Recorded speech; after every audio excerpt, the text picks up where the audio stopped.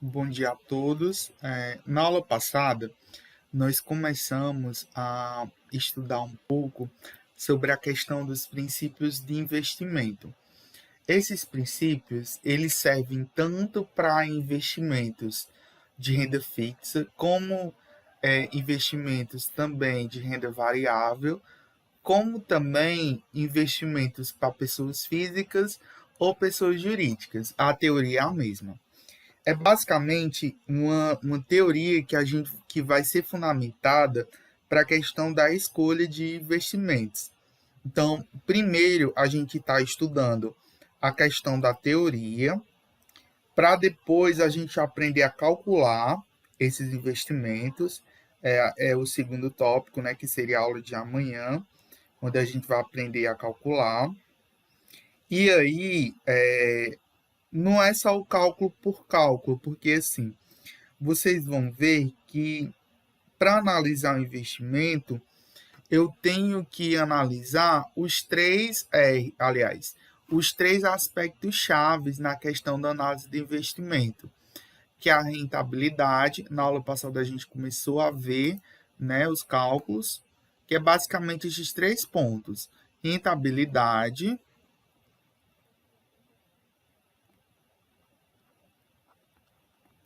risco e liquidez.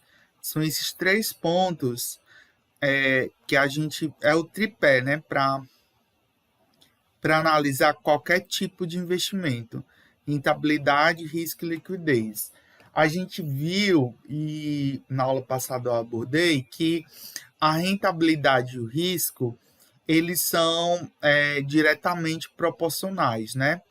Quanto maior a rentabilidade, maior é o risco, né? Quanto maior a rentabilidade, maior vai ser o risco daquele investimento. Ou seja, quanto maior for, quanto mais aquele investimento for rentável, ou seja, quanto mais ele der de retorno, maior vai ser o risco dele. Né? E provavelmente, e essas duas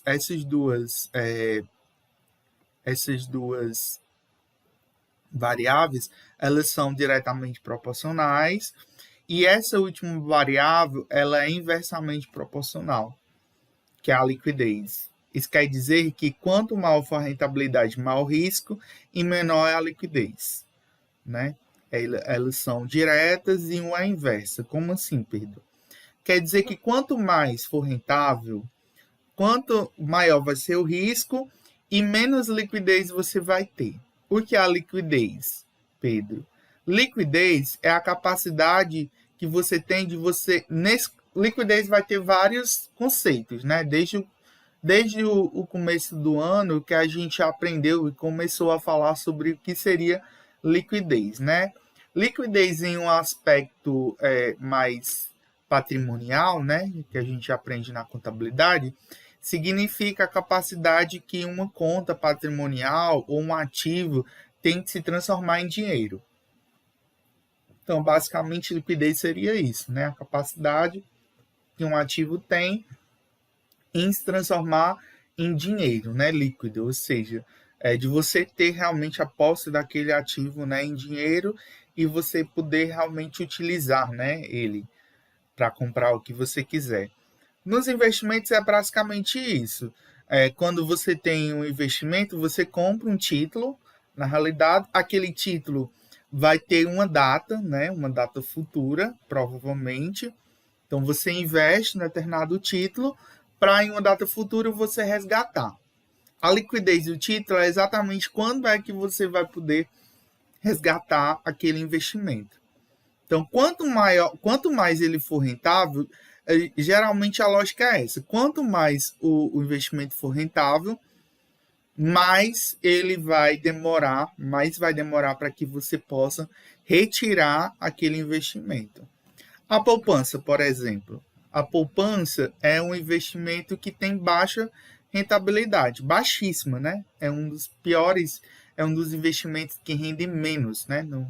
Na questão da renda fixa. É o pior investimento da renda fixa, é a poupança.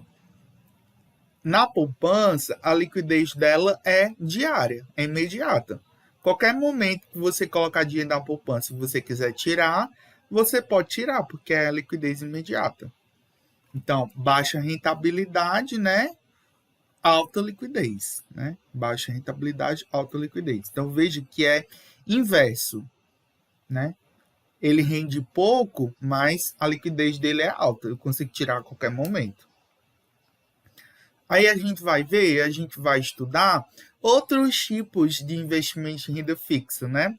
A gente vai estudar mais aprofundado eles na disciplina de mercado. Essa disciplina, a gente vai ver mais os princípios e a gente vai aprender a como calcular eles. Como calcular os investimentos. Na disciplina de mercado, a gente vai estudar os investimentos mais aprofundados. A gente vai estudar os investimentos, as características deles e cada produto financeiro que cada um oferece, né? Os tipos, né? As modalidades, a gente vai estudar os pormenores na disciplina de mercado de capitais. Aqui a gente vai estudar mais os princípios e os cálculos, né? Como realmente calcular eles, né? Interpretar, fazer análise de investimento e a partir dessa análise ter uma escolha, né? Saber escolher, né? Que é o mais difícil. Saber onde realmente investir. Investir nesse ou nesse. Então, basicamente, vocês vão analisar esse tripé. O da rentabilidade, né? Na maioria das vezes, a gente escolhe um investimento pela parte da rentabilidade. Investimento teve uma maior rentabilidade, teve um mau retorno, eu vou investir ele. Mas não é só isso. Não é só a rentabilidade. Eu tenho que olhar também o risco daquele investimento. E se a empresa o banco que eu estou investindo falir, o que vai acontecer com o meu investimento? Né? O que vai acontecer? Eu vou perder o que eu investi? Eu falei para vocês na aula passada que existe um mecanismo chamado FGC. O que é o FGC? Quem lembra?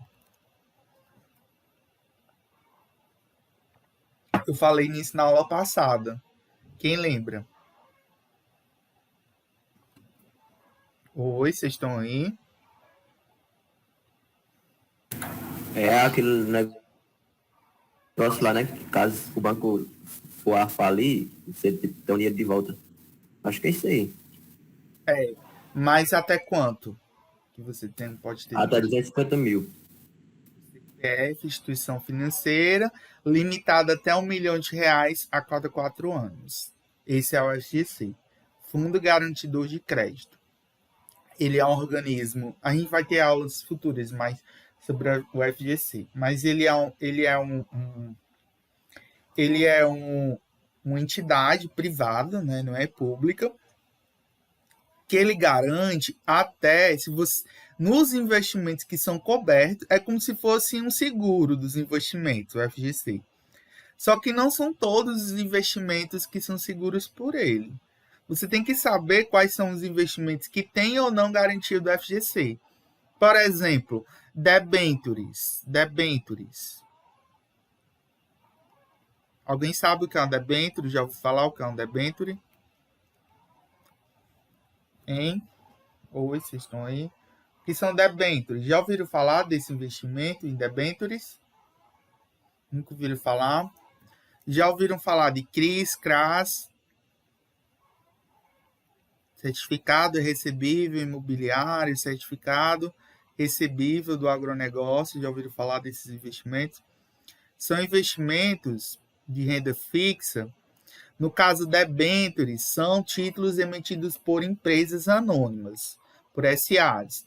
São investimentos. Depois eu vou abrir para vocês. Se der tempo eu conseguir, eu vou abrir uma corretora aqui. Uma corretora que eu tenho conta e vou mostrar depois alguns títulos. A gente vai abrir, eu vou mostrar alguns títulos, e mais na frente eu vou pedir para vou deixar como exercício, inclusive, para que vocês me digam, diante das situações que eu vou colocar para vocês, me digam qual é um investimento melhor para mim, né? Vou escolher alguns títulos, vou deixar um determinado valor mínimo para investir, vou dar, tenho R$5.000, onde é que eu vou, qual é o melhor investimento para eu colocar esses 5 mil reais? Depois eu vou fazer essa tarefa com vocês. Uma debênture e um CRI e um CRA, por exemplo, eles são mais rentáveis. Eles vão render bem mais do que a poupança, vão render bem mais do que os CDBs, do que as LCIs, as LCAs, eles vão render bem mais. Mas são títulos que não possuem garantia do FGC. Isso quer dizer que se a empresa que emitiu a debênture falir, você provavelmente vai perder o dinheiro que você investiu. Eu digo provavelmente porque ainda existe, não sei se vocês vão lembrar lá da disciplina de legislação, que quando a empresa vai falir, tem todo um processo de falência, tem a questão lá dos credores, né? A ordem dos credores para receber. E quando você investe em uma empresa debenturista, uma empresa que emitiu uma debenture, eu não vou falar o que é debenture, assim, é um título emitido pela empresa, depois eu vou explicar mais profundamente o que é a debenture em si, tá bom? Em aulas futuras da disciplina de mercado de capitais. Essas disciplinas desse semestre são meio que interligadas. Então, mais na frente eu vou explicar para vocês pormenores o que é uma debenture. Mas, uma debenture, por exemplo, se você compra uma debênture de uma empresa que faliu, provavelmente você vai perder aquele dinheiro. E aí, se eu investir 5 reais na debênture, eu vou perder? Mas é lógico que eu vou analisar o rating. O rating dessa debênture. Pedro, o que é rating? Tem aqui nesse PDF. Inclusive, mais lá na frente. Lá na parte de risco. É porque é muita coisa nesse PDF. Mas está aqui, ó. A parte do rating, né? O que é o rating? É a classificação de risco daquele investimento. Todo investimento, quando você olha lá na corretora, né? Lá na instituição financeira que você vai comprar o título, vai estar lá a especificação, né? A especificação do rating. Ou seja, se for um título AAA, significa que aquela empresa ela tem uma credibilidade altíssima. Ou seja, que ela paga as pessoas que investem, ou seja, tem uma classificação de risco, né? E eu tenho que saber isso. Eu tenho que analisar isso antes de investir naquele investimento. Então, olha, quer dizer que, Pedro, quer dizer que eu não vou investir em debentures, não vou investir em CRIs CRA só porque eles não têm FGC? Não é bem assim que as coisas funcionam, né? Não é bem assim que as coisas funcionam. Quer dizer que só porque o investimento não tem garantia do FGC, quer dizer que eu só vou investir em investimentos que têm FGC? Se você for pensar por esse modo, sempre você vai ganhar menos. Porque você vai investir com investimentos que tem pouco risco, mas também você vai deixar de ganhar. É ter cuidado, é saber balancear, porque assim, muitos investidores pecam pelo olho grande. É um dos principais erros na questão de investimento, é o famoso olhão. Ter olho grande demais para as coisas, né? Ver o investimento lá rendendo a 15% ao ano, né? Os outros investimentos rendendo 5%, outros 6%. A Selic, por exemplo, servir, né? Que a Selic subiu, né? A Selic, graças a Deus. Eu até mandei para vocês no grupo, não sei se vocês viram a matéria.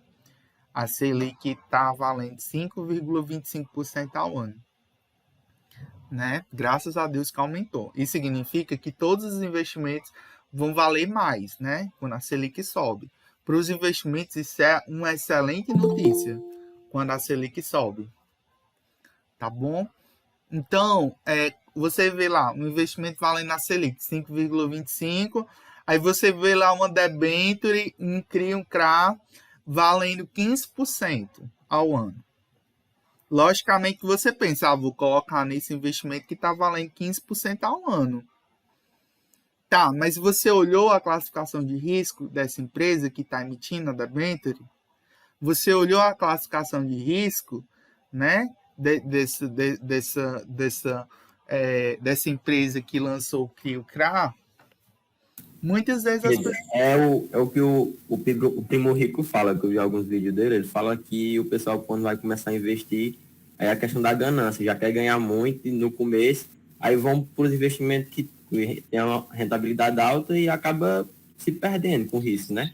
Acaba quebrando a cara, né? Acaba perdendo a cara porque não faz análise do risco, né? Não faz análise do risco, né? Não vê a classificação lá de risco da empresa, não vê o rating, né, da empresa, se a empresa tem uma alta credibilidade ou não, acaba quebrando as caras, né? É uma balança de equilíbrio. Todo investimento é equilíbrio.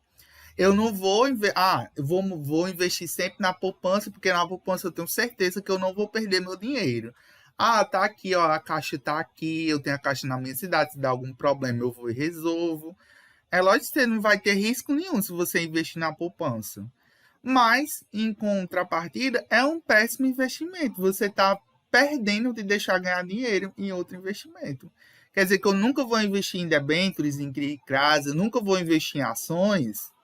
Não, né? Não é bem assim. Você tem que analisar a questão do risco, né? Saber mensurar o risco, né? Saber mensurar o risco.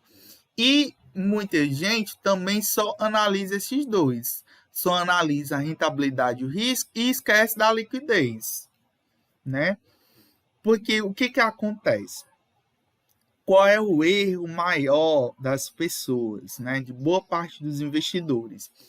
Existe algo que eu até falei para vocês na disciplina de introdução ao curso, na parte lá, quando a gente estava tratando da questão das finanças pessoais, algo muito importante, que é chamado reserva de emergência.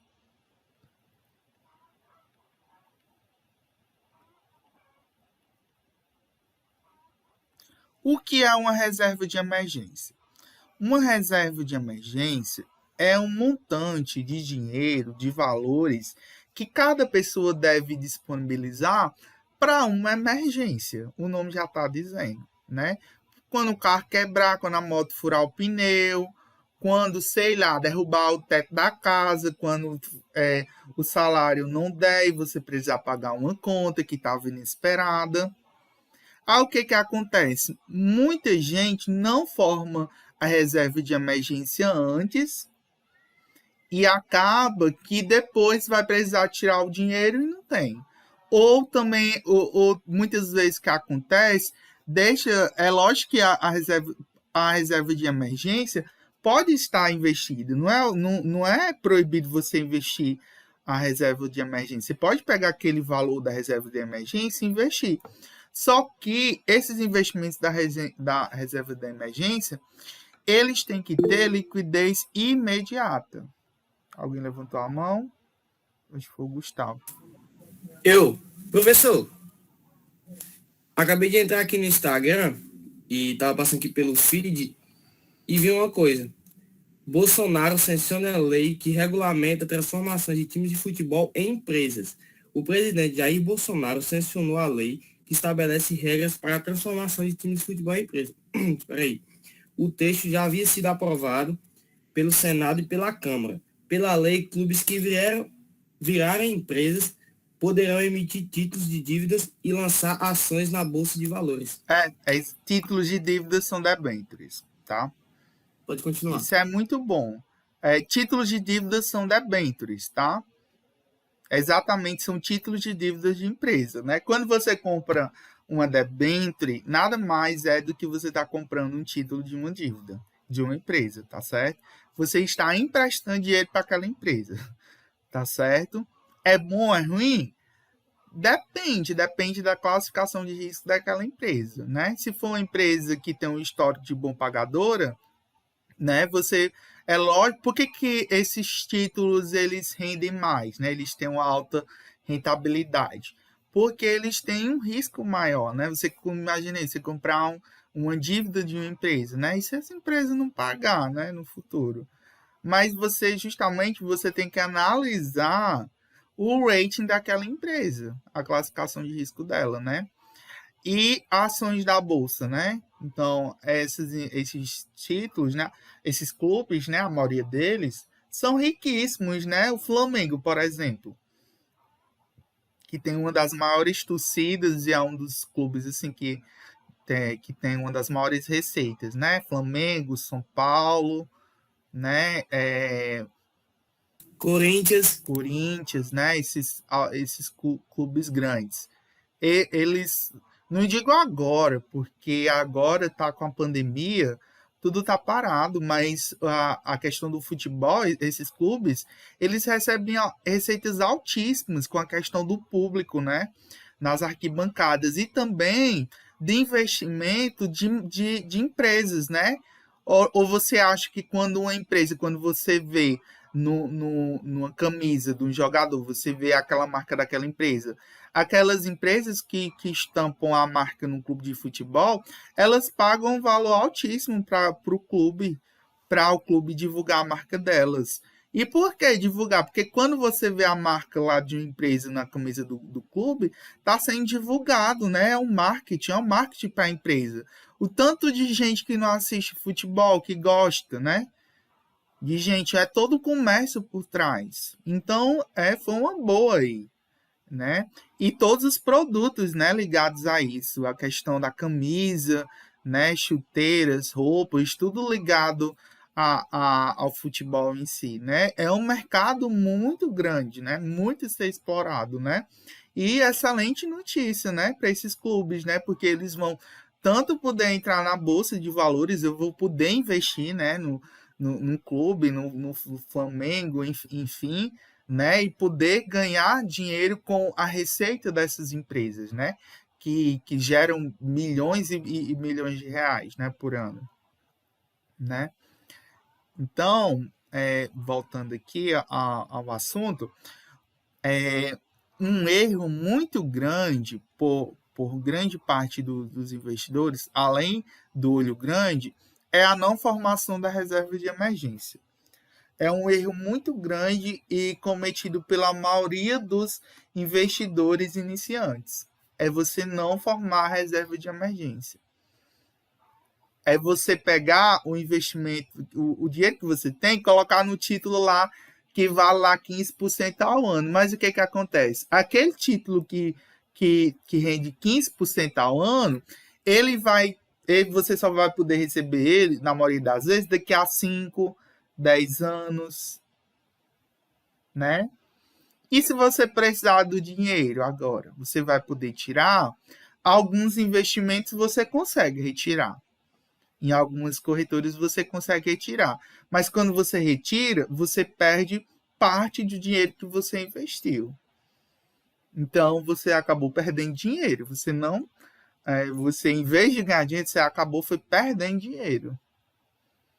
E aí? É um dos erros muito grandes. Então, assim, a parte da reserva de emergência sempre tem que estar em investimentos de liquidez imediata. Ah, Pedro, isso quer dizer que a minha reserva de emergência eu só vou poder investir ela em poupança? De jeito nenhum. De jeito nenhum. Poupança, repetindo pela milionésima vez, é um dos piores investimentos. Tem outras alternativas para você investir, para você colocar a sua reserva de emergência. Como o Gustavo falou, tem o Tesouro Selic, né? Que quando você investe no Tesouro Selic, você está emprestando dinheiro para o governo e ele rende a taxa Selic, né? Que hoje está em 5,25% ao ano. Tem o CDB de liquidez diária, né? Que inclusive eu gosto muito de investir em CDBs de liquidez diária, né? Que vão render basicamente o Tesouro Selic, né? Os CDBs de liquidez diária, eles rendem 100% do CDI. Só que você, em algumas corretoras, você pode achar CDBs de liquidez diária valente 102% do CDI. Eu já vi até 120% do CDI. Tem algumas carteiras digitais também que oferecem também liquidez imediata como o PicPay, não sei a AME, que a AME eu nunca vi. Mas tem o PicPay e tem outra também, que eu não vou me recordar agora, que oferecem até 200% do CDI. Agora, eu não sei dizer se tem liquidez imediata, mas essas instituições, elas oferecem até 200% do CDI. Só que, quando você vê uma rentabilidade alta dessa, aí você vai por risco, né? Você vai por risco, né? O PicPay tem uma porcentagem alta também. Aí, quando a taxa Selic aumentou, ele foi baixado para 120%. Exatamente. Aí você vai por risco, né? São empresas novas. Por que elas estão oferecendo mais? Né? Porque elas são bonzinhas, né? Oferecer mais, aí você vai para o tripé do risco. Mas aí, CDBs tem cobertura do FGC. Então, se aquela empresa falir, você está, como é um produto que é coberto pelo FGC, se você investir até 250 mil reais no PicPay, você está coberto. Pode ter certeza que você vai receber seu dinheiro. Até 250 mil reais você está coberto, né, pelo FGC. Então, o primeiro passo para qualquer investidor, um investidor iniciante, é formar reserva de emergência. Pedro, e quanto é de dinheiro que eu tenho que formar minha reserva de emergência? Geralmente, a reserva de emergência, você coloca o dinheiro para pelo menos 6 meses do seu custo, né? Do seu custo mensal. Até 6 meses, para você estar seguro pelo menos por 6 meses. Se você gasta, vamos dizer que por mês você gaste R$1.000, né? Por mês você gaste R$1.000, para R$1.000 dá para você sobreviver, né? Que é basicamente o salário mínimo, né? Que é 1.100, mas vamos arredondar em R$1.000, né? Isso significa dizer que a sua reserva de emergência tem que ter pelo menos R$6.000. Pelo menos R$6.000. Então, no começo, você vai ter que pelo menos deixar R$6.000 em títulos de liquidez imediata ou títulos que vão ter uma baixa rentabilidade, né? Títulos que vão render a liquidez imediata. Depois que você alcançar esse valor da reserva de emergência, é que vocês irão, né? Que você começa a diversificar os investimentos. Aí você começa a ir para outros investimentos mais atrativos, como debêntures, CRIs e a própria a própria renda variável, né, que a gente vai estudar depois, a questão da bolsa de valores, né, questão de ações, ETFs, fundos de investimentos, né, que vão render muito mais do que a renda fixa, mas que, por outro lado, tem a questão do risco, né? Então, vamos continuar aqui a leitura, né, deste PDF, né? Que eu acredito que vocês leram, né? A gente tinha parado aqui nesse gráfico, se eu não me engano.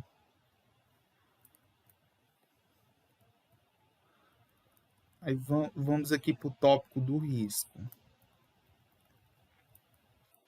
Eu já passei, não, acho que primeiro é a liquidez.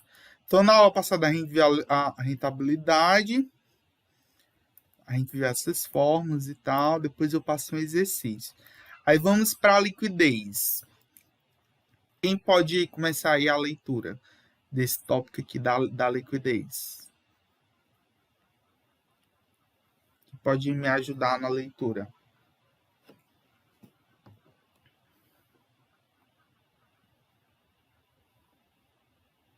Vamos lá. Quem pode me ajudar aí na leitura? Eu posso, professor. Pronto, leia aí, Luiz, por favor.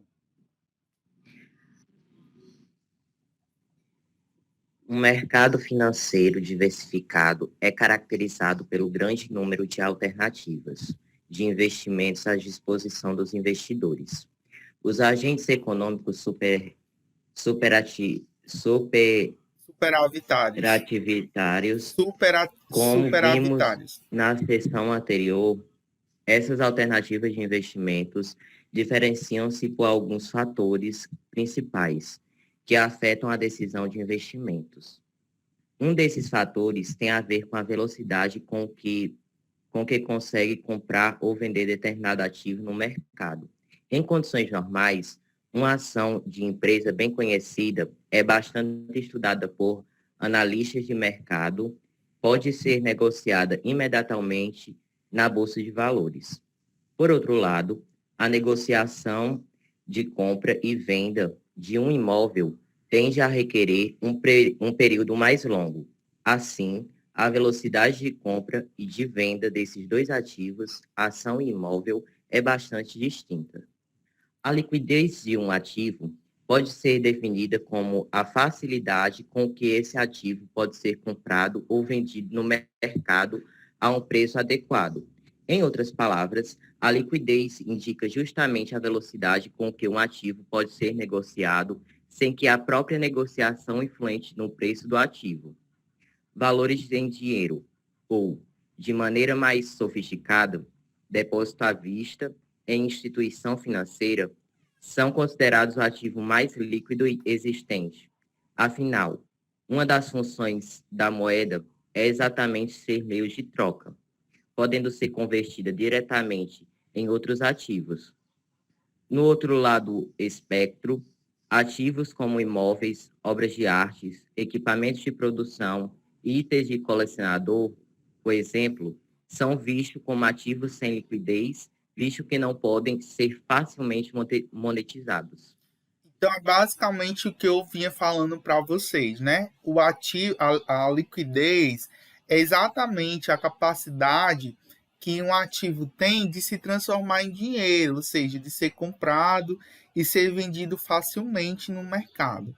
Todos os investimentos vão ter esse parâmetro lá, liquidez. Vão ter liquidez diária, ou vão ter liquidez de mais um, né? Vocês vão ver,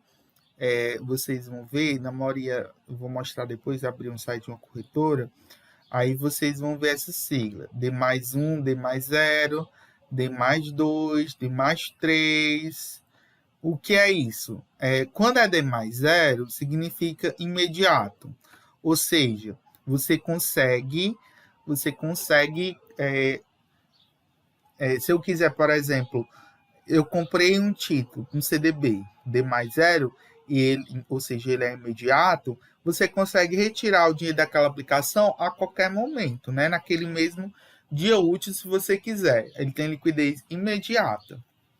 Já o D mais 1, você solicita à instituição financeira, só que ele só vai estar disponível para você no próximo dia útil seguinte. Ou seja, você solicita num dia, você só vai ter no próximo dia útil, né, seguinte. Por exemplo, eu solicitei a retirada de um CDB que tinha liquidez de mais um numa sexta-feira. Ele só vai estar disponível para você na próxima segunda-feira, ele vai estar disponível. Ou seja, se solicitou no dia, só vai estar disponível no próximo dia útil. No caso, se você solicitei na sexta, só vai estar disponível na segunda. E assim sucessivamente. D mais 2 só vai estar disponível daqui a 2 dias. E o D mais 3 daqui a 3 dias úteis, né? 3 dias úteis. No caso, professor, é a capacidade que qualquer ativo tem de se transformar em dinheiro, né? De acordo com o tempo. Exatamente. Esses D mais 0, D mais 1, D mais 2 e D mais 3 são as fórmulas que pode vir de resgate, né? De resgate do dinheiro. Na maioria das vezes, para aqueles títulos, né, que você consegue resgatar, né? Que você consegue resgatar imediatamente, né? Ou imediatamente ou dessas formas. Porque, assim, quando você vai comprar um título, no momento que você vai comprar o título, você vai ter lá a data de vencimento. Você vai ter a data de vencimento daquele título e você vai ter a forma de resgate. Se é D mais 0, D mais 1, D mais 2 ou D mais 3. Então, por exemplo, você tem um CDB que tem vencimento para o dia 18 de março de 2022. E ele é D+1, que a maioria dos títulos eles têm essa classificação aqui, D+1, mas pode vir também D+2, D+3. Isso quer dizer que quando chegar o dia 18 de março de 2022, que é a data de vencimento, quando chegar esse dia, você pode ir lá na corretora ou no banco de investimento que você comprou esse título e solicitar o resgate no dia 18. Só que você só vai receber no dia 19. Isso é, se esse dia 19 for um dia, né? Se dia 19 for um dia útil, né?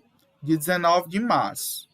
No caso aqui, dia 19 de março, é um feriado estadual, né? Assim, dia 19 de março é o feriado de São José. Então, você só vai receber dia 20 de março. Então, no próximo dia útil, no caso, dia 20 de março. Só que tem que ver se dia 20 de março de 2022 cai no dia de semana, né? Vamos olhar aqui na calculadora financeira.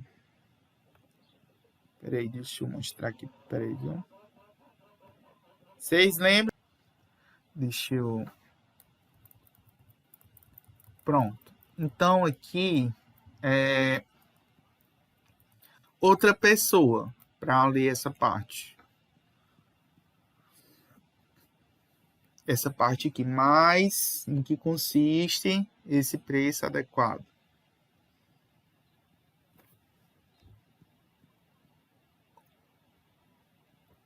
Vamos lá. Quem que pode?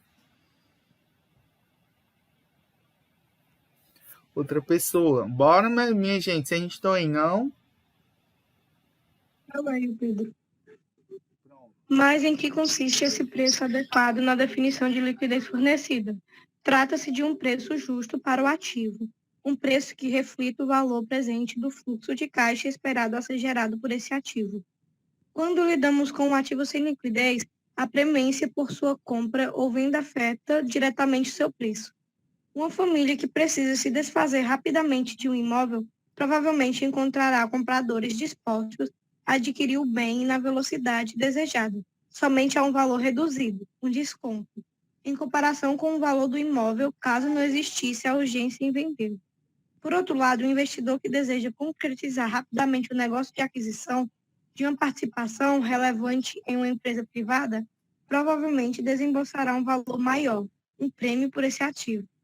No caso de ativos líquidos, tal desconto ou prêmio não se verifica. Investidores podem comprar e vender seus ativos sem que sua urgência ou não na negociação seja fator importante na determinação do preço. Pronto. O que o texto está dizendo aí? O que acontece? Quando ele fala de preço adequado, ele dá aí o exemplo aí do imóvel e ele dá o exemplo também de aplicações financeiras. É o seguinte, quando um imóvel ele tem uma liquidez baixíssima, né? Assim, quando você tá, por exemplo, você tem uma casa para vender, aí você pede um determinado preço por aquela casa, né? Você coloca um preço assim alto para saber, porque geralmente vai baixando as ofertas, né? Quando o imóvel está há muito tempo, né? Tá muito tempo sendo ofertado, é porque realmente aquele vendedor ele está oferecendo um preço muito alto para aquele imóvel, né? E não quer baixar. E aí, se ele está com pressa para receber aquele dinheiro, quando ele realmente não tem ele não tem uma reserva de emergência e ele está precisando realmente de dinheiro, o que ele vai fazer? Vai reduzir o preço, né? Vai reduzir o valor de oferta daquele imóvel. E da mesma forma também acontece com os investimentos, né? Eu falei, vamos dizer, por exemplo, que esse exemplo aqui desse investimento aqui fosse um CDB, por exemplo, esse CDB aqui, que tem vencimento de 18 de março de 2022. Eu coloquei R$3.000 nesse CDB aqui, que tem vencimento para 18 de março de 2022. Investi R$3.000 nesse CDB. Só que o que aconteceu? Aconteceu alguma coisa comigo que eu precisei desse dinheiro. E aí eu preciso retirar. Tem alguns corretoras e bancos que não permitem você tirar. Você só vai poder tirar na data de vencimento. Mas tem algumas corretoras e bancos que permitem, desde que você perca, né, uma parte do valor que você investiu. Então, você esperava ganhar com esse investimento. Se você tirar antes do tempo, você vai perder o valor que você investiu, parte do valor que você investiu, que é o que a gente chama do desconto. Então, assim, em títulos que não têm liquidez, ou no caso, que não tem essa questão da liquidez imediata, investimentos que não têm liquidez imediata, eles, né, têm essa questão do desconto. Se você tirar antes do prazo, quando você compra um investimento, é como se você assina uma espécie de contrato, você sabendo, né, quando você abre uma conta em uma corretora de valores, ou mesmo em um banco de investimento, você assina um contrato. Nesse contrato está estipulado lá que se você investir investimentos sem liquidez diária, né, imediata, você pode perder parte do valor investido, né, se você querer retirar os valores antes da data de vencimento. Então, é por isso que quando vocês forem investir em qualquer valor, em qualquer investimento, você case esses investimentos com seu objetivo, que é outro erro muito grande dos investidores. Todo investimento tem que ser casado com o objetivo, né? O que é o objetivo? É para que você vai investir? Você vai investir para quê? Para que você precisa de dinheiro para quê? É lógico que a gente tem muitos objetivos, né? Não é assim? A gente tem o objetivo de comprar um carro, comprar uma moto, comprar uma casa, não é assim? Nós temos muitos sonhos e muitos objetivos. E a gente tem que casar esses sonhos, esses objetivos, com os investimentos, né? Você quer comprar um carro, por exemplo. Primeiro você tem que saber quanto é esse carro que você vai comprar. É um carro, vamos dizer que seja um carro popular, de 20 mil a 25 mil reais. Né? 25 mil reais, 30 mil reais, dizer 30 mil reais seja o máximo, né, desse carro popular que você vai comprar. Pronto. Quanto é que você ganha por mês? Vamos dizer que por mês você consiga investir 400 reais por mês, seriam suas prestações. Com quanto tempo que você conseguiria comprar esse carro? Vai depender. Vai depender de quê? Do tipo de investimento. Aí a gente vai ver as rentabilidades, a gente vai aprender como é que calcula isso daqui. Quanto tempo? Então, eu vou ter que casar esse tempo, que é exatamente a data de vencimento, com o meu objetivo. Quanto tempo que eu posso esperar? 1 ano, 2 anos? É lógico que quanto menos tempo que eu for, mais alto vai ser a prestação, né? Que eu vou ter que desembolsar investindo. E é logicamente que se eu for investir, eu vou despender menos recursos do que se eu fosse fazer um financiamento, né? Assim, o que acontece com a maioria das pessoas? Não tem paciência de investir ou não sabe investir e acaba caindo nos financiamentos, né? Preciso comprar um carro, vou numa loja ou num banco e vou financiar, né? Em 36, 72 prestações, né? Pagando juros altíssimos para o banco, né? Só que a diferença é que, em vez de eu passar 4, 5 anos pagando juros para o banco, eu estou recebendo juros do banco, né? A diferença. Como a gente viu lá na aula de mercado, a diferença, né, está aí, né? Que os juros que o banco paga, né, para os investidores é bem menor do que o juro que eles cobram, né, dos tomadores, né? Então, em que lado da moeda que vocês estão, né? Vai depender de muitas coisas, né, da fase da vida e de muitas pessoas. Muitas pessoas não caem em financiamentos porque querem, mas porque não se planejam, né? E aí a gente tem essas aulas justamente para mostrar para vocês outro caminho, que é o caminho que não é ensinado nas escolas e o caminho que ninguém ensina, né? A gente só ensina, a maioria das vezes só ensina a parte do que é do financiamento em si, né? Ninguém ensina o outro caminho, que é você investir, né? Guardar mês a mês, poupar, investir esse dinheiro para no futuro ter o bem que você quer, né?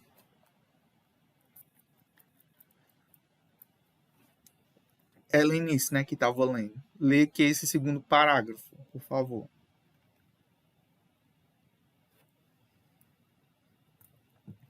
Helenice ou outra pessoa? Há algumas medidas de liquidez de fácil observação e compreensão. O volume diário negociado é uma medida simples para se avaliar a liquidez de um ativo, especialmente quando for uma ação negociada em bolsa de valores. Mas ainda a comparação do volume negociado com o valor de mercado da companhia emissora das ações nos fornece um indicador de liquidez bastante útil. Finalmente, o diferencial entre o melhor preço de compra e o melhor preço de venda de um ativo é excelente indicador de liquidez. Espera aí, Pedro, só um minuto, que aqui em casa é igual aí.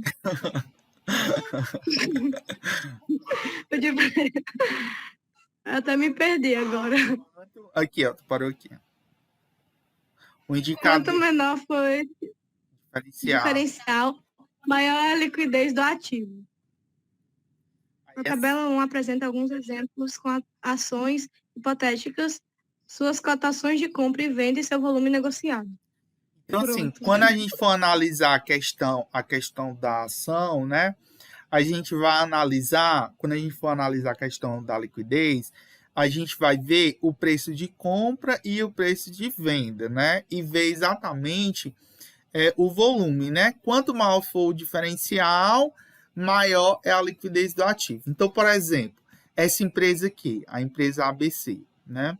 Aqui, a gente vai estudar depois isso aqui, quando a gente vai estudando as ações, cada ação, ela é como se fosse um ticket, que é formado por 4 letras e um código.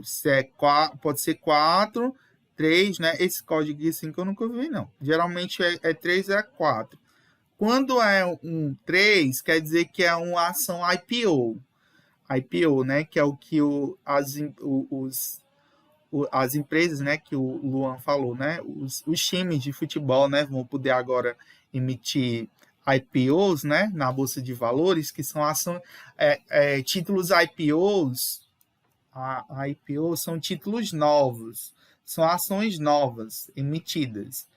E quando elas são indicadas pelo prefixo 3. Quando você vê uma ação com prefixo 3, você já sabe que elas são IPOs. Quando é o título 4, significa que são ações que já foram vendidas e que estão sendo revendidas. Esses 5 aqui eu nunca vi, não. Eu acho que está como exemplo meramente figurativo, né? Ele disse aqui que é hipotética, mas ele já não existe ticket 5, não. Geralmente só é 3 ou é 4. Aí você tem aqui, por exemplo, essa empresa aqui, ó, ABCD, ticket 4. Você comprou ela por 2,30 e vendeu ela por 2,35. Geralmente, a lógica de ações é essa. A gente vai ver depois, estudar melhor, mais aprofundado depois, a questão das ações, mas basicamente a premissa é essa. É você comprar a ação quando ela está baixa, quando ela está com preço baixo, e vender ela quando ela está com preço alto, para você ter a questão do lucro. Então, se você compra uma ação por 2,30 e você vende ela por 2,35, quer dizer que você teve um lucro aí de 5 centavos, né? De 5 centavos. Aí, quando você compra determinadas ações, né, na corretora, vai ter alguns indicadores, o valor de mercado daquela ação, o volume negociado na bolsa, o valor diário, e a bolsa, né, toda corretora vai ter esses índices, né, vai mostrar esses índices, esses indicadores, né. Você vai ter lá um monte de seta, né, tem gente, né, que trabalha com bolsa de valores, que investe, né, que compra aqueles bem os telões, né, justamente para verificar esses gráficos, né, esses dados, ver se a ação está subindo, se está descendo, se muita gente está comprando aquela ação, né?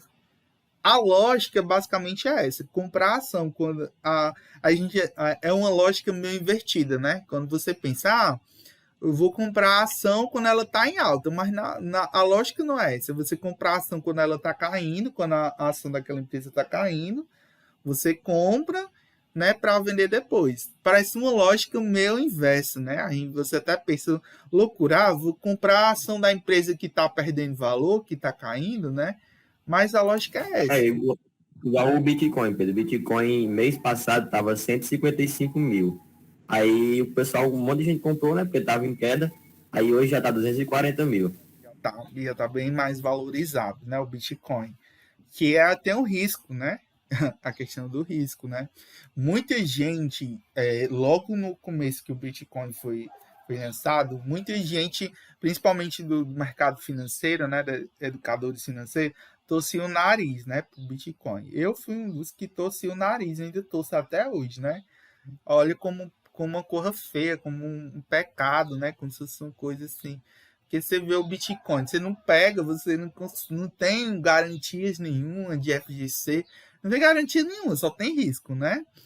É aquilo, mas você tem vários investidores que é como se fosse uma reserva de mercado hoje. Muita gente que falava mal de Bitcoin, hoje já está começando a investir nele, né?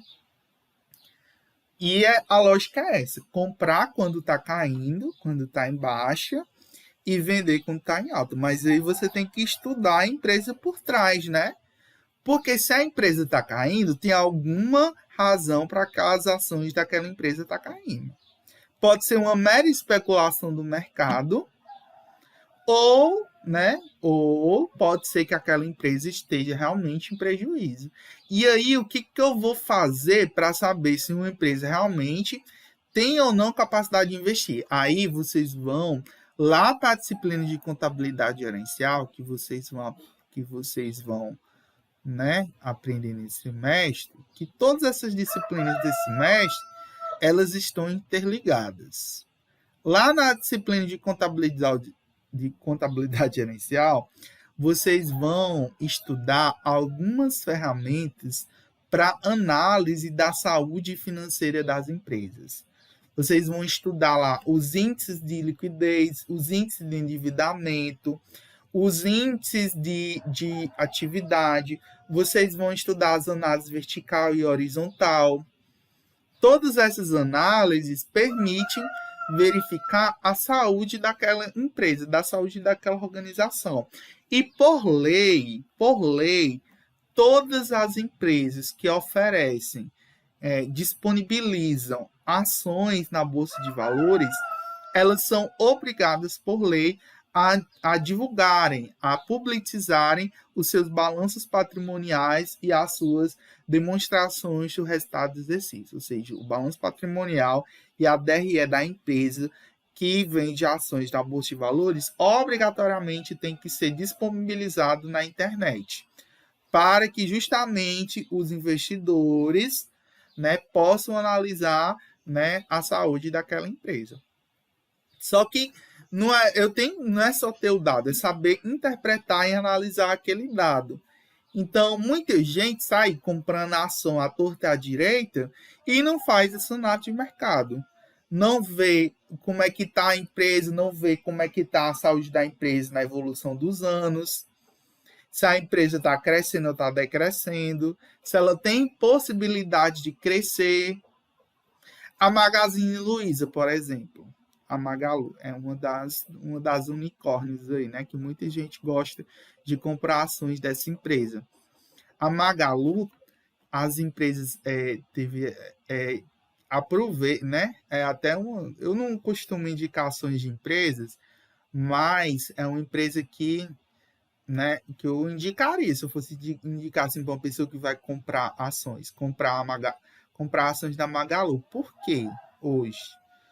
Porque provavelmente, né, muita gente está especulando aí que a Magalu seja a provável compradora dos Correios, né? Os Correios estão em processo de privatização Imagina aí se a Magalu for comprar os Correios, né? Ela vai crescer exponencialmente, porque os Correios é uma empresa monopolista, né? É um monopólio.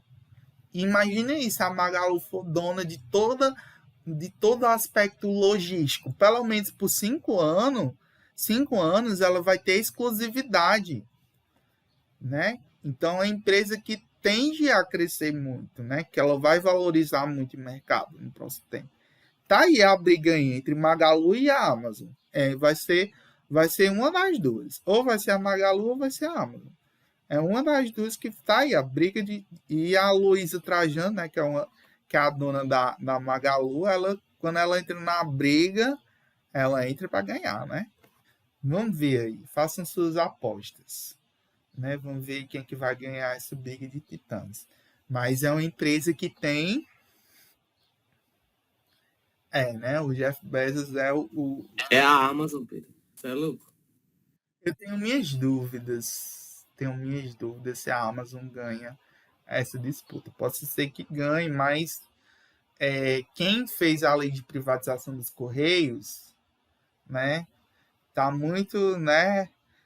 Pode ter certeza que tem lobby aí das duas empresas, né?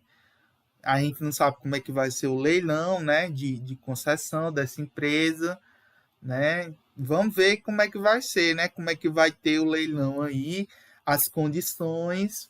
Não sei se a Amazon vai estar disposta ou vai achar interessante. Vocês não podem pensar só na questão de dinheiro. A Amazon é mais rica do que a Magalu. Mas será que o negócio vai ser vantajoso para a Amazon? Né? Vocês também têm que analisar isso, né? Vamos ver, né? Foi o que o Miguel acabou de falar aí, ó, no chat. Será se vale a pena? Só se não vale a pena. Exatamente. Mas eu acho que vale, viu?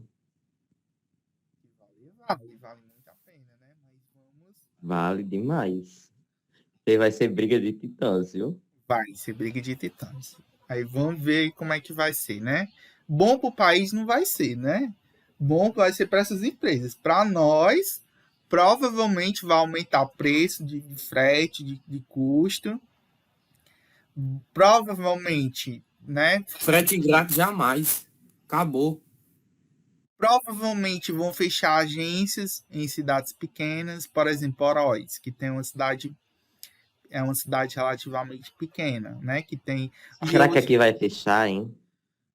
Icó, eu acredito que não, porque Icó é uma cidade meio grande, tem um alto volume, tem muitas empresas aqui.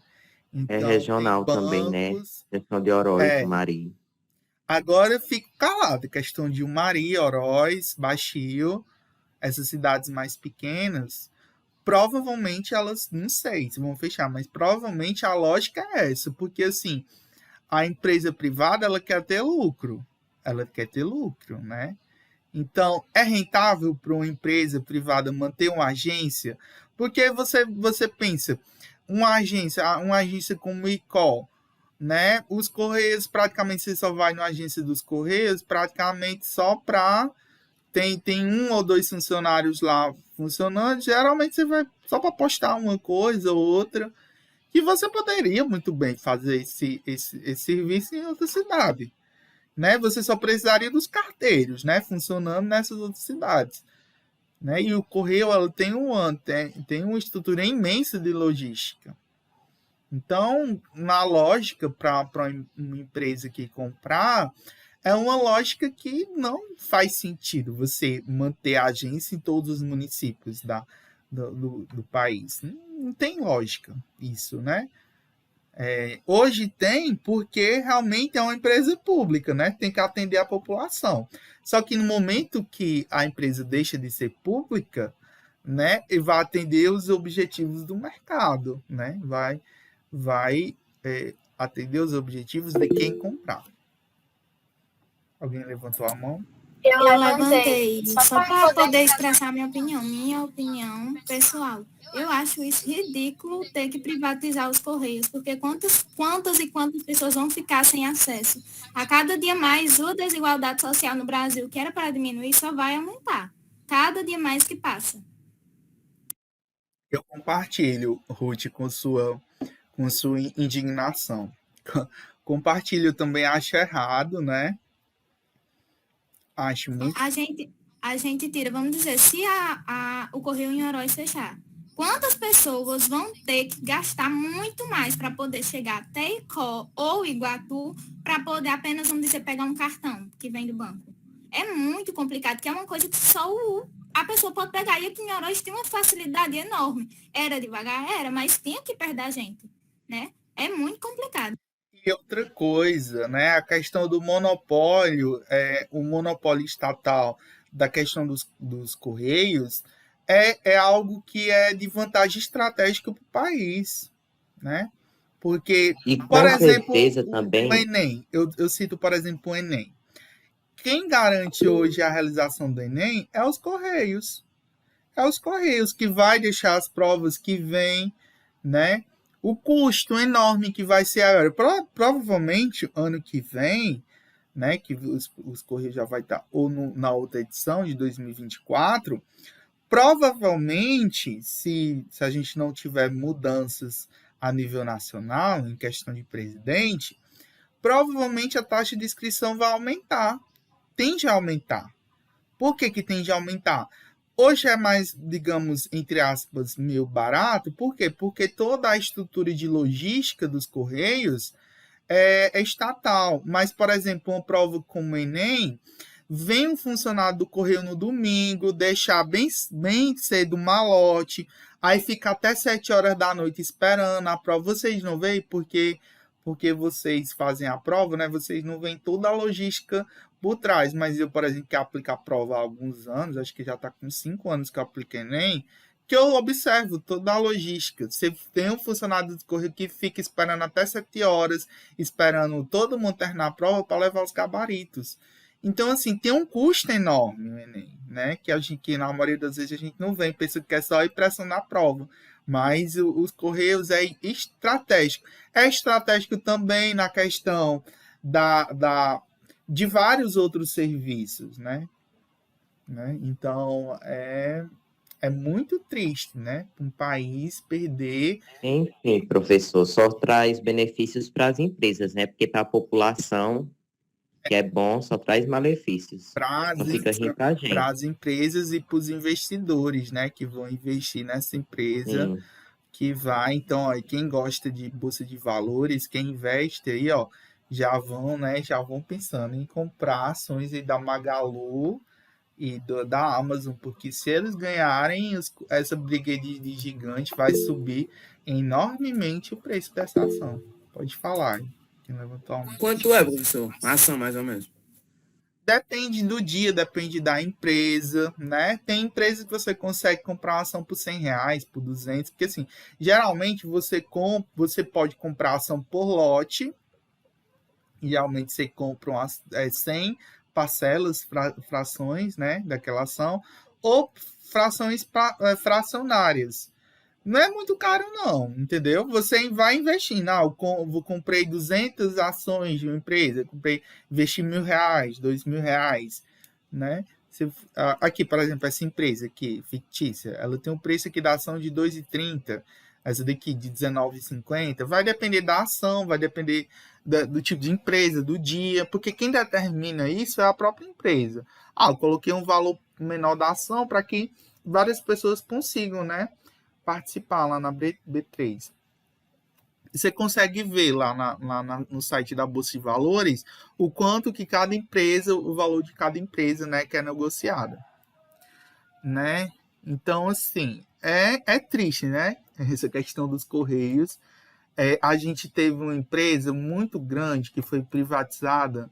Eu acho que é a segunda perca muito grande, né? A gente teve uma empresa, vocês são novos, não vão lembrar. E eu até na época que foi vendida, eu também eu era criança, né? Não ouvi falar na época, mas eu acho que vocês já devem ter ouvido falar dessa empresa. A Vale. A Vale, na época, se chamava Vale do Rio Doce. A Vale, ela foi privatizada pelo governo Fernando Henrique. Hoje ela só se chama Vale. A Vale é a maior empresa de mineração do mundo. O nosso país, ele é conhecido como um dos maiores exportadores de minério de ferro, de cobre, de bauxita, de nióbio e vários outros metais, né, que servem para essa indústria, né? Porque você pensa, esses minérios servem para quê? Né? Vocês, por exemplo, estão nesse momento ou num computador ou num celular. Esses computadores celulares são feitos de componentes eletrônicos. E esses componentes eletrônicos são feitos de minérios. Ou vocês acham que o alumínio, tudo isso é feito de quê? Tudo é feito de matérias-primas, né? Que vem exatamente da extração dessas jazidas, né? De minério. E a Vale é a maior mineradora do mundo. Então, a gente vendeu, praticamente doou essa empresa anos atrás para a iniciativa privada, assim como a gente está fazendo hoje com os Correios. E que provavelmente, se continuar do jeito que estão as coisas, daqui a uns dias vai a Petrobras, né? Daqui a uns dias vai a Petrobras, Banco do Brasil, né? O Banco do Brasil já foi metade privatizado, mas falta ainda vender metade, né? Tem Caixa ainda, Eletrobras também. Pode falar, Ruth. No fim, o Brasil não vai ficar com nada, né? Vai vender tudo para os ricos vão ganhar as coisas e nós, os pobres, vamos se lascar de fome. Pronto, resumindo, né? Até o SUS, professor. Poxa. Estão querendo privatizar o SUS. Agora, se privatizar o SUS, vai morrer muita gente porque não pode pagar nenhuma consulta. Minha gente, tanta gente que tem diabetes aí, que consegue uma insulina de graça, não está escrito. E lá nos Estados Unidos, eu estava vendo agora um vídeo no Instagram. A menina tem que pagar. Ela tem que tomar as 3 insulinas por dia. Cada insulina, acho que é o quê? Uns $100 lá nos Estados Unidos. Mais ou menos. Eu não tenho noção, mas é mais ou menos assim. Tem que pagar $100 por cada insulina, ou seja, $300 por dia. Enquanto aqui a gente tem de graça e não valoriza. Não valoriza. Então, lutem pelo SUS todos os dias, todos os dias. E não só pelo SUS, né, Ruth? Por tudo que a gente ainda possui, que o Brasil ainda possui. Porque, querendo ou não, vai acarretar em várias coisas de tudo. Vamos torcer, né, Vamos torcer que as coisas melhorem, né? Que mude ano que vem, ano eleitoral, né? Possa ser que a gente tenha uma mudança nos quadros, né, nacional. Vamos torcer, né? Porque, não fazendo aula política, né? Mas se continuar do jeito que as coisas estão atualmente, a tendência é essa. Né? A tendência Pessoal de 2003, 2004, não decepcionem. Por favor, confio em vocês. A tendência é essa, né? A tendência é essa. É privatizar tudo, né? Mas vamos lá. Enquanto ainda temos, né? Inclusive a escola pública que vocês estão tendo aula, né? Hoje de graça, né? Inclusive eles querem privatizar até a escola pública. Então, aproveite enquanto ainda tem universidade pública, né? Eu acho que vocês ainda sonham em fazer universidade, né?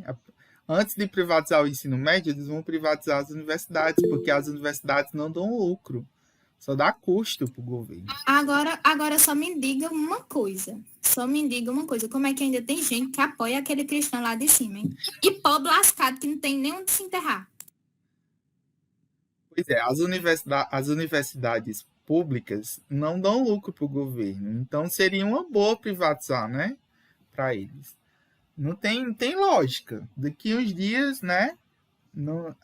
E vamos mudar enquanto a gente pode, né, professor? Vamos mudar o contexto da aula, porque senão vocês vão me denunciar por como é que diz?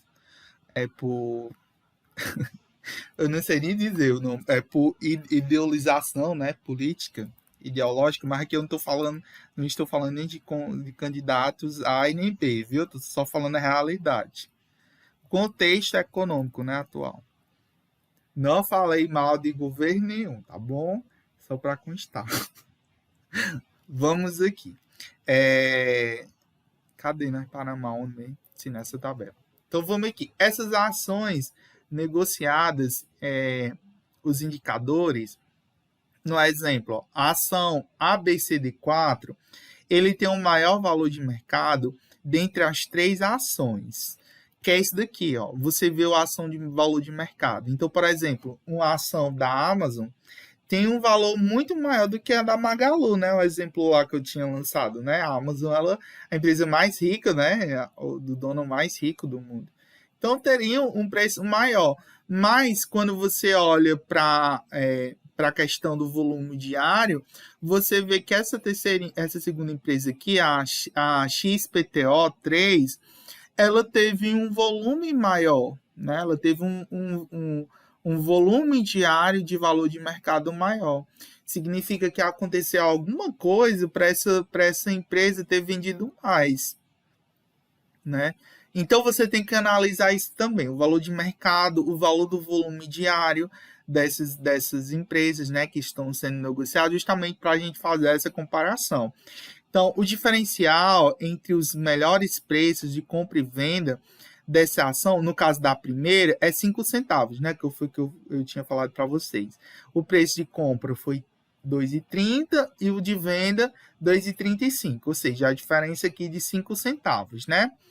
O volume negociado representa 1,25% do valor de mercado da companhia. Ou seja, durante esse período de dia, foi vendido 1,25% do volume.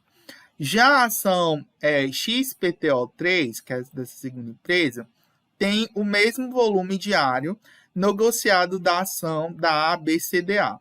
Ou seja, ó, aqui durante o primeiro dia foi vendido 150 ações, né? E esse daqui também 150 ações. Mas seu valor de mercado é menor, né? Enquanto que a ação ABCD era 12 mil, a da outra empresa é 7 mil. Isso indica que um volume proporcionalmente maior de ações é negociado no mercado, né? Além disso, o diferencial da compra e venda é apenas de 1 centavo, né? Foi só 1 centavo, né? Foi comprado por R$19,50 e vendido por R$19,51, né? No exemplo, a ação XPTO é a mais líquida da tabela, né? Então, aqui, ó, veja que a diferença foi só de 1 centavo, mas a questão de liquidez, como ela teve uma maior saída de mercado aqui, ela é a empresa que tem maior liquidez. Por que ela tem maior liquidez? Porque você vê que ela tem um volume diário de transações maior. Ela tem um volume mesmo que o volume diário negociado seja igual, mas é que o volume diário de mercado foi maior. Então, por isso que ela tem maior liquidez. Porque o volume diário de valor de mercado dele foi maior do que as outras duas, né? Então, essa ação aí, XPTO, ela é a mais líquida. Por que ela é a mais líquida? Porque o valor diário de mercado dela está maior, né? Porque o valor diário negociado com a primeira é igual, né? Se esse aqui fosse maior, provavelmente essa ABCD teria uma liquidez maior. Mas como é igual da segunda e esse volume diário é maior, então a liquidez é maior. Justamente por esse terceiro parâmetro aqui ser maior, tá bom? Continuando. Já a ação WXZ5 mostra maior diferencial de compra e venda. Veja aqui que a ação WXZ5, você comprou ela por R$10 e vendeu por 50. Dentre essas 3 ações, foi a que teve maior lucro, né? Aqui nessa daqui teve lucro de 5 centavos, 5 centavos, né? 0,05. Essa daqui você teve um lucro de 1 centavo e essa daqui você teve um lucro de 50 centavos, né? E também é a que tem a menor volume diário de negociação, né? Aqui você só teve 20 ações. Tanto em termos absolutos como em relativos. Essa ação é claramente a mais líquida, né? Aliás, a mais ilíquida, né? Ou seja, a que tem menor liquidez, dentre as apresentadas na tabela. se um investidor adquire, né, uma ação WXY5 a 10,50, ele deve esperar a melhor oferta de compra dessa ação, suba pelo menos 50 centavos, para que então possa eventualmente se desfazer do ativo sem que isso acarrete prejuízo. Isso representa uma alta de 5% no preço do ativo, percentual bastante elevado, que apenas reforça a característica de menor liquidez desse ativo. Vamos pensar aqui a lógica, né? Vamos voltar aqui à lógica. Pensa o seguinte, essa ação aqui, você está vendo aqui que ele comprou por 10 e vendeu por 10,50. Vocês estão vendo que a maioria das ações das outras empresas tem uma diferença baixa, de 5 centavos, de 10 centavos, de 1 centavo. Então, até que você chegue a, vamos dizer que a ação agora custa 10,50. Até que essa empresa consiga cotar essa empresa, valores acima de 10,50, vai custar muito. Então, como ela tem um volume baixo negociado, vai demorar muito essa empresa vender ações, chegar em valores mais altos do que 2,50. Como o volume que ela vende é baixo, então não é uma boa comprar uma ação dessa, porque o volume negociado é baixo, ou seja, ela disponibiliza poucas, quando o volume diário negociado é baixo, isso quer dizer que ela está disponibilizando poucas ações para serem vendidas na bolsa. Então, se ela está disponibilizando poucas ações na bolsa, provavelmente a chance para que essas ações subam é muito provável. Isso significa que para você ter lucro, isso significa dizer que para que você tenha lucro, vai ser bem mais difícil do que se você comprasse ou a ação da ABCD ou da XPTO. Então, quando vocês forem analisar o mercado, né, vocês têm que ver esses 3 parâmetros. Não só o valor que é cotado, mas o valor que é negociado, né, o volume, tanto em termos absolutos como em relativos, né, em questão de porcentagem, né, para ver realmente se vale ou não a pena comprar o valor, né, naquela ação. Então, do ponto de vista do investidor inicial, é essencial avaliar a necessidade de liquidez antes de realizar uma aplicação financeira. Na Bolsa de Valores, há ações com maior ou menor liquidez de mercado. No mercado de renda fixa, né, títulos públicos federais, que é a questão do Tesouro Direto, né, que até o Gustavo falou na aula de hoje, Tesouro Selic, mas a gente vai ter aula depois sobre isso, Tesouro Direto, que são os títulos públicos federais, eles tendem a apresentar uma liquidez muito maior do que aquela verificada em títulos de emissão de empresas privadas, que é os chamados as debêntures, né, que eu falei, as debêntures, e os CRIs e os CRAs. Então, no caso aí do Tesouro Selic, né, que é o único que tem liquidez diária, né, ele tem uma liquidez muito maior do que títulos, né, de dívidas de empresas. A fundos de investimento, a gente vai ter aula também sobre fundos de investimentos, cujas regras já prevêem certo período entre o momento do pedido de resgate e o efetivo recebimento dos valores, que é o que eu falei para vocês, né, a questão do D mais 0, D mais 1, D mais 2 e D mais 3. Que é o quê? Exatamente o momento que você pede o resgate daquele título e o efetivo recebimento dos valores na conta do investidor, que é aquele espaço de tempo em que você pede que o título venceu, né? Acabou o título de vencimento, aí você pede o resgate daquele valor, né? Quando realmente que você vai receber? No D mais 0, D mais 1, D mais 2, na questão dos dias. O que indica, né, menor liquidez desse investimento. Nos capítulos seguintes, estudaremos em detalhes como funcionam esses fundos e produtos financeiros. De qualquer forma, para o investidor, é preciso conhecer bem a característica de liquidez dos ativos em que pretende investir para determinar sua adequação às suas necessidades de acesso aos recursos. Quanto mais importante for para o investidor ter acesso a seus recursos com rapidez, menos ele deverá considerar um investimento em ativos sem liquidez. Né? Aí vamos para a questão do risco. O terceiro fator principal na análise de investimentos está intimamente ligado ao fator da rentabilidade, né? Que eu falei para vocês, que discutimos no início desse capítulo. É comum que a rentabilidade obtida no investimento não seja igual à esperada pelo investidor no início da aplicação. Fatores macroeconômicos exercem influência sobre os preços dos ativos. Os mercados se ajustam conforme chegam informações do noticiário político e econômico. E as expectativas dos investidores modificam-se ao longo do tempo. Assim, os retornos esperados inicialmente raramente se verificam ao término do prazo do investimento.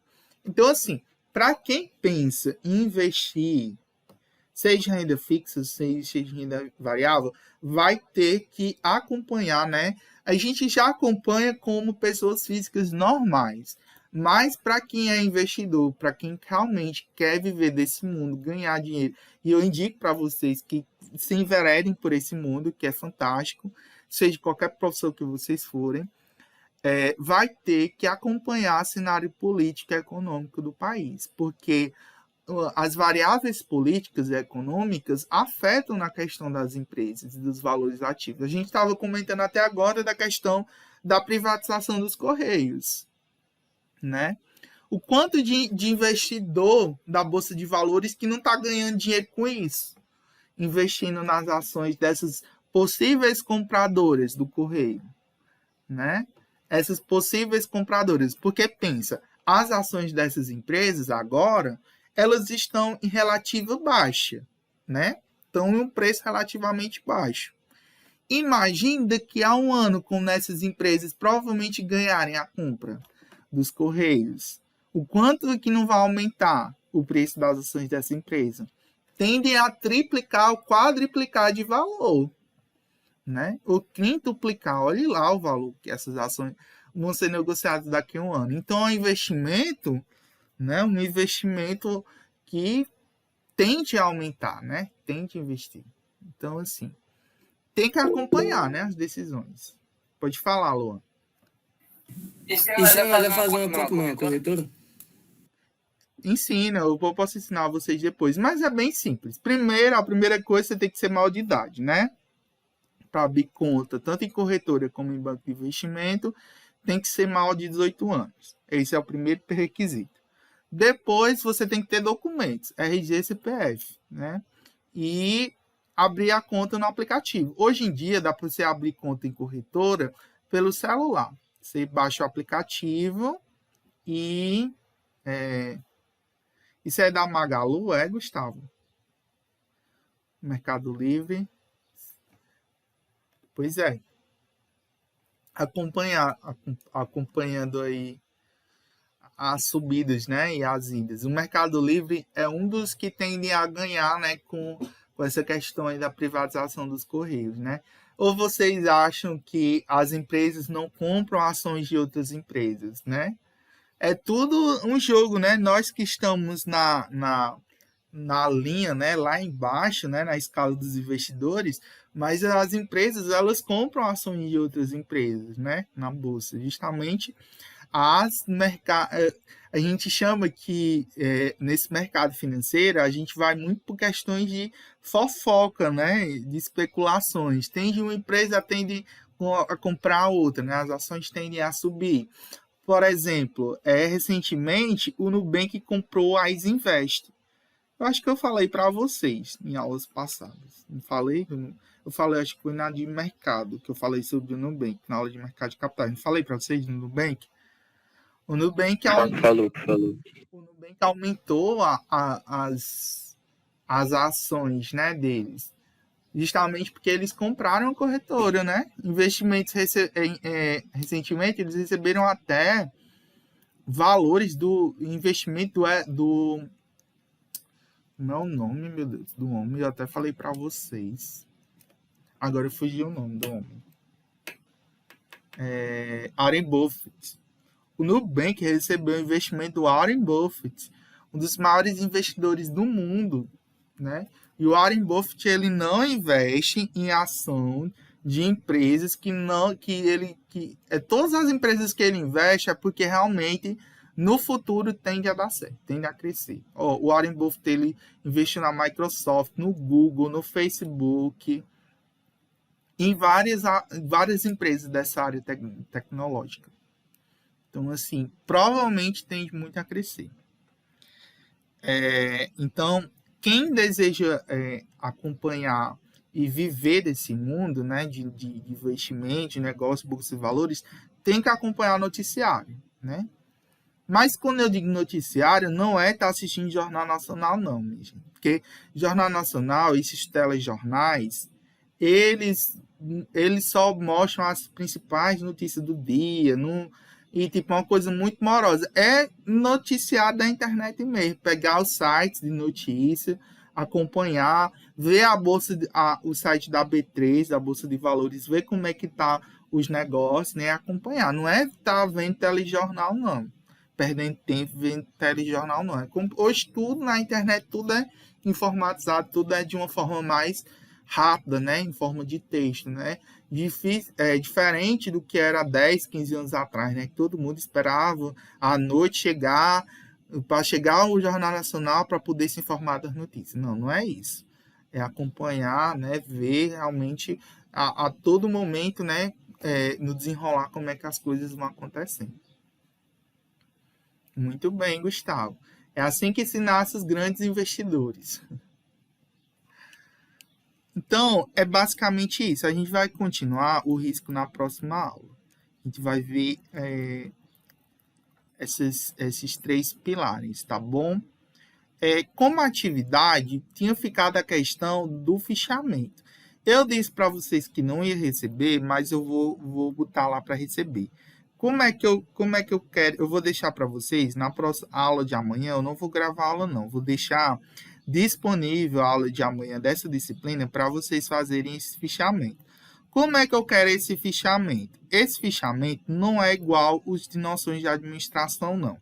Eu quero que vocês só retirem, façam tipo um resumo dos principais tópicos. Por exemplo, tem aqui a parte de rentabilidade. Então, vocês destacam o conceito do que é rentabilidade, pega a fórmula do que é rentabilidade, por exemplo, essa fórmula aqui, valor final, valor inicial, dividido. Se você quiser pegar esse exemplo, você pega. Aí, por exemplo, você já vem para essa segunda parte aqui, que é a segunda parte de liquidez. Então, pega o conceito de liquidez, o que é liquidez, né? Se quiser pegar algum exemplo que ele traz. Aí pega aqui o que é risco, né? Vai pega, por exemplo, esse tríduo aqui, esses tópicos aqui, o que é mais importante. Então, vocês vão pegar o que é principalmente importante, né? Em cada parte do texto. Então, eu vou deixar a aula de amanhã para vocês, que é esse período de 9h30 até 11h10, para vocês fazerem esse pequeno fichamento, tá bom? Eu tinha dito que não ia receber, mas eu vou receber sim. Depois eu nem tive tempo ainda de ajeitar a plataforma. Eu vou ajeitar a plataforma depois e botar lá o negócio para vocês mandarem. Mas quem quiser mandar por e-mail, pode mandar, tá bom? Eu recebo também, tá certo? Mas eu ainda vou colocar. Então, é basicamente isso. O fichamento é só para você que escolhe do jeito que vocês quiserem. Mas eu quero só um resumo. É como se fosse um resumo. Você pegar